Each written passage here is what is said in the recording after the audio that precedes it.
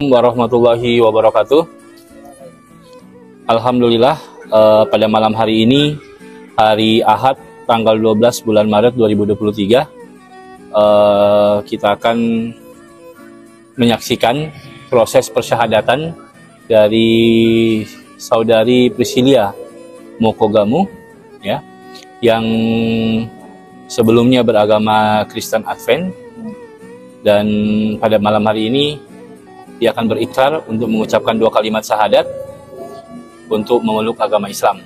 Namun sebelumnya kami akan bertanya terlebih dahulu kepada saudari Priscilia, apakah saudari bersedia dengan ikhlas untuk menerima Islam sebagai agama Priscilia? Bersedia ya? Bersedia. Alhamdulillah. Dan setelah mengucapkan 2 kalimat syahadat ini, nanti akan diterbitkan sertifikat masuk agama Islam untuk pengurusan berkas-berkas ya. Dan juga untuk sebagai bukti bahwa Priscilia sudah memeluk agama Islam. Nah, baik, untuk itu bisa ikuti kata-kata saya, dikasih keras sedikit supaya bisa terekam. Baik, Bismillah, Ar-Rahman, Ar-Rahim. Dengan menyebut nama Allah yang Maha Pengasih, lagi Maha Penyayang. Asyhadu alla ilaha illallah. Aku bersaksi tiada Tuhan selain Allah. Wa asyhadu anna Muhammadan abduhu wa rasuluh. Dan aku bersaksi bahwa Nabi Muhammad adalah hamba dan utusan Allah. Alhamdulillahirabbil alamin. Sambil nanti mau tanda tangan ya, menunggu materai. Namun sebelumnya saya akan melakukan pembinaan kepada saudari Priscilia. Jadi pertama, ketika kamu memeluk agama Islam, tidak pernah ada sebuah anggapan ya, ataupun kita bisa dibilang tidak benar jika ada anggapan bahwa ketika kamu memeluk agama Islam maka kamu telah meninggalkan Yesus ya. Dalam Islam justru beriman kepada Yesus atau disebut dengan Nabi Isa alaihissalam, dan tidak sempurna iman seorang muslim kalau tidak beriman kepada Nabi Isa alaihissalam. Bukti bahwa umat Islam beriman kepada Nabi Isa alaihissalam sebagai Nabi dan utusan Allah itu terbukti dengan banyaknya ayat dan banyaknya sebutan kisah tentang Nabi Isa yang tercantum dalam Al-Quran. Gitu. Islam melakukan pembelaan luar biasa terhadap Nabi Isa. Al-Quran melakukan pembelaan luar biasa terhadap Bunda Maria. Ketika Bunda Maria dituduh berzina, Al-Quran melakukan pembelaan bahwa laki-laki anak yang dilahirkannya itu suci, ya, berasal dari firman Allah dan Ruhullah.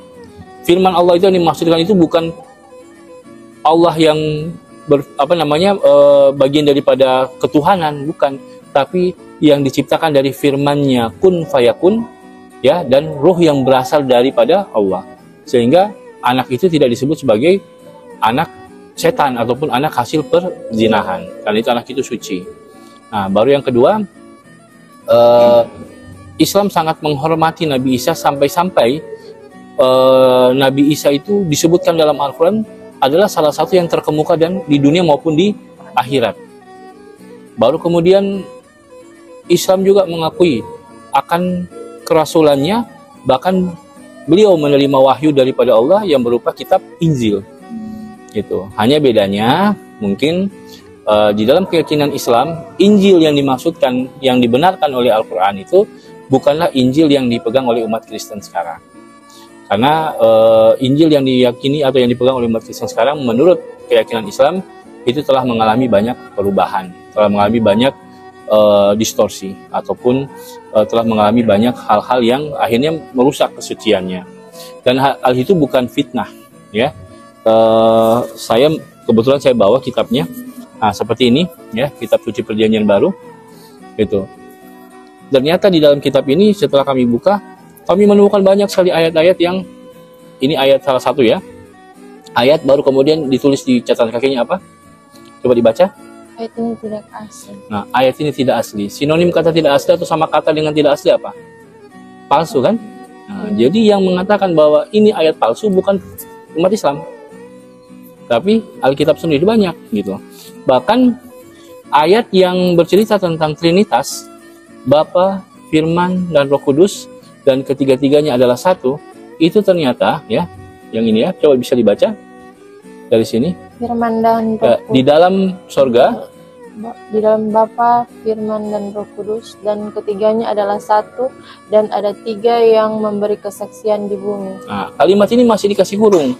Kenapa dikasih kurung? Baca keterangannya di bawah.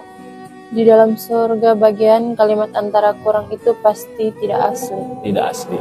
Berarti dasar atau sumber kalimat yang menyebutkan tentang Bapa, Firman, dan Roh Kudus itu adalah bersumber dari kalimat, dari ayat yang tidak asli. Jadi Al-Quran ketika menyebutkan bahwa mereka telah mencampur adukan yang benar dengan yang salah, ya, bahkan itu ditegur dalam Al-Quran, ya ahlal kitab, hai ahli kitab, lima talbisul haqqa bil batil. Kenapa kamu campur adukan yang hak dengan yang benar dengan yang salah, yang batil? Karena itu, gitu. Karena ternyata ditemukan banyak sekali ayat-ayat. Di sini saya sudah stabilo itu, banyak sekali ayat-ayat yang ternyata dikasih keterangan itu ayat tidak asli, gitu. Makanya Islam meyakini Allah menurunkan Taurat, atau disebut dengan Perjanjian Lama, Kitab Musa, ya. Allah dalam Al-Quran menjelaskan kita meyakini telah diturunkan Zabur atau Kitab Mazmur. Dan dalam Al-Quran juga menyebutkan bahwa Allah telah menurunkan Kitab Injil. Taurat kepada Musa, Zabur atau Mazmur kepada Daud, Injil kepada Isa atau Yesus. Tapi yang dimasukkan oleh Al-Quran, Taurat, Zabur, Injil itu bukanlah Taurat, Zabur, Injil yang dipegang oleh umat Kristen sekarang ini. Gitu. Makanya umat Islam tidak meyakini bahwa itu sebagai kitab Allah. Kenapa tidak meyakini sebagai kitab Allah? Karena sudah mengalami perubahan. Ya.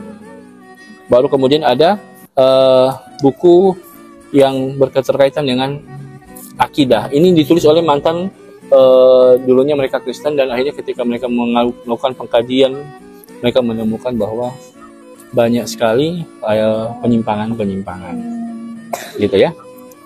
Banyak sekali penyimpangan. Jadi akhirnya mereka menulis syahadat menghancurkan salibku, Injilku yang ternoda, dan ini oleh Pak Insan Mukminta almarhum, itu 101 bukti bahwa Yesus bukan Tuhan.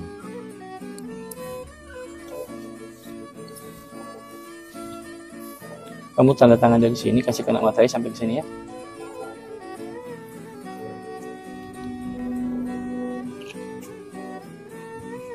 Oke.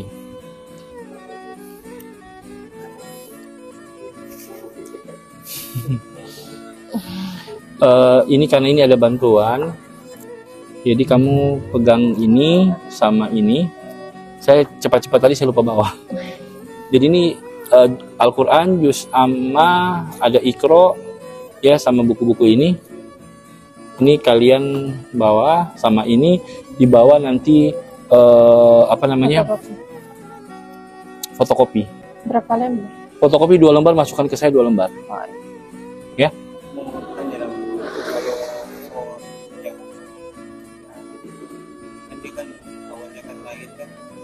Kamu anak umur berapa sekarang? Ikut dengan kamu secara dengan sendirinya. Jadi dia dengan sendirinya dia ikut masuk Islam. Tinggal pas apa dengan kuning atau dengan nenek? Nah, jadi dengan sendirinya dia masuk Islam karena dia masih belum balik. Kalau dia sudah balik, maka kita syahadatkan. Balik itu kalau dia perempuan laki-laki. Kalau laki-laki mungkin di usia 13 atau 14 tahun. Kalau 13 atau 14 tahun maka syahadatkan. Tapi kalau seumpamanya dia masih belum balik, maka dengan sendirinya ikut dengan orang tuanya.